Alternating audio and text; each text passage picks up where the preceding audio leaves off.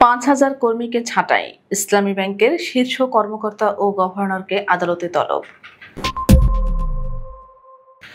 প্রায় ৫,০০০ কর্মীকে ছাঁটাই এবং একই পদে নতুন নিয়োগ প্রক্রিয়া শুরুর অভিযোগে ইসলামী ব্যাংক বাংলাদেশ লিমিটেডের ব্যবস্থাপনা পরিচালক, অতিরিক্ত ব্যবস্থাপনা পরিচালক, প্রধান মানব সম্পদ কর্মকর্তা এবং বাংলাদেশ ব্যাংকের গভর্নরকে তলব করেছেন ঢাকার একটি আদালত। চাকরিচ্যুত দুই কর্মকর্তা রাঙ্গামাটি শাখার সাবেক কর্মকর্তা এস.এম. এমদাদ হোসেন ও চট্টগ্রামের হালিশহর শাখার জুনিয়র অফিসার মোহাম্মদ আরফান উল্লাহ ঢাকার পঞ্চম যুগ্ম জেলা জজ আদালতে একটি রেকর্ড ডিক্লারেশন মামলা দায়ের করেন। আদালত মামলাটি আমলে নিয়ে বৃহস্পতিবার এই আদেশ দেন।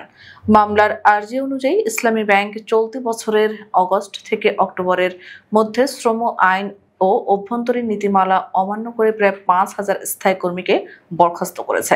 একই সঙ্গে ব্যাংকটি ওই পদগুলোতে নতুন জনবল নিয়োগের প্রক্রিয়াও শুরু করেছে, যা স্বেচ্ছাচারী ও বেআইনি। মামলার আর্জিতে বাদীরা বরখাস্তের সিদ্ধান্তকে অবৈধ ঘোষণা, নতুন নিয়োগ প্রক্রিয়া স্থগিত রাখা এবং বরখাস্ত হওয়া কর্মীদের সম্পূর্ণ বেতন ভাতা সহ পুনর্বহাল করার নির্দেশনা চেয়েছেন। এছাড়া মামলার নিষ্পত্তি না হওয়া পর্যন্ত বাংলাদেশ ব্যাংক যেন ইসলামী ব্যাংকের নিয়োগ প্রক্রিয়া বন্ধ রাখে এমন নির্দেশনা দেওয়ার আবেদনও করা হয়েছে। অ্যাডভোকেট মাসুম বলেন, আদালত ইসলামী ব্যাংকের শীর্ষ ব্যবস্থাপনা ও বাংলাদেশ ব্যাংকের গভর্নরকে আদালতে হাজির হয়ে এই গণবরখাস্ত ও নতুন নিয়োগ প্রক্রিয়া সম্পর্কে ব্যাখ্যা দিতে সমন জারি করেছেন। ইতিমধ্যে সংশ্লিষ্ট কর্মকর্তারা নোটিশ পাওয়ার বিষয়টি স্বীকার করেছেন। প্রসঙ্গত, চাকরিচ্যুতি অবৈধ ঘোষণা এবং নতুন নিয়োগ প্রক্রিয়া স্থগিত রাখার দাবিতে মানববন্ধন করেছেন ইসলামী ব্যাংকের চাকরিচ্যুত কর্মকর্তারা। শুক্রবার ৩১ অক্টোবর বেলা ১১টায় চট্টগ্রাম প্রেস ক্লাবের সামনে হাজারো চাকরিচ্যুত কর্মকর্তা এই কর্মসূচি পালন করেন। ব্যানার ফেস্টুন হাতে চাকরি ফিরিয়ে দেওয়ার দাবিতে স্লোগান দেন তারা। এর আগে বৃহস্পতিবার চাকরিচ্যুত কর্মকর্তাদের পক্ষ থেকে ঢাকা পঞ্চম যুগ্ম জেলা জজ আদালতে একটি মামলা করেন।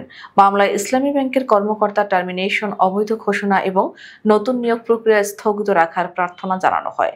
৫,০০০-এর মতো কর্মকর্তাকে চাকরিচ্যুত করার পর সম্প্রতি ইসলামী ব্যাংক নতুন করে জনবল নিয়োগের বিজ্ঞাপন দেয়। শনিবার ট্রেইনি অ্যাসিস্ট্যান্ট অফিসার এবং ট্রেইনি অ্যাসিস্ট্যান্ট অফিসার পদের নিয়োগ পরীক্ষা অনুষ্ঠিত হওয়ার কথা রয়েছে।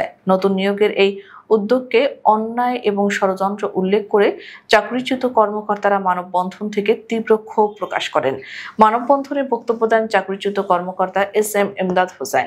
তিনি বলেন, আমরা নিয়ম মেনেই চাকরিতে যোগ দিয়েছিলাম। অভ্যন্তরীণ পরীক্ষা, পদোন্নতি সবকিছু পেয়েছি যোগ্যতার ভিত্তিতে, কিন্তু কোনো কারণ ছাড়াই আমাদের চাকরিচ্যুত করা হয়েছে। এখন আবার নতুন করে নিয়োগ দেওয়ার ষড়যন্ত্র চলছে। সম্পূর্ণ বেআইনি পথে বর্তমান বোর্ড যা ইচ্ছা করেই করছে। আমরা আমাদের প্রিয় প্রতিষ্ঠান ফিরে পেতে চাই। নিয়োগ পরীক্ষায় অংশগ্রহণকারীদের উদ্দেশ্যে তিনি বলেন, পরীক্ষায় যারা অংশ নেবেন তারা আমাদের ভাই বোন। আপনারা দেখেছেন কিভাবে আমাদের পথে বসানো হয়েছে। আপনাদেরও একই পরিণতি হতে পারে। তাদের পাতানো ফাঁদে পা দেবেন না।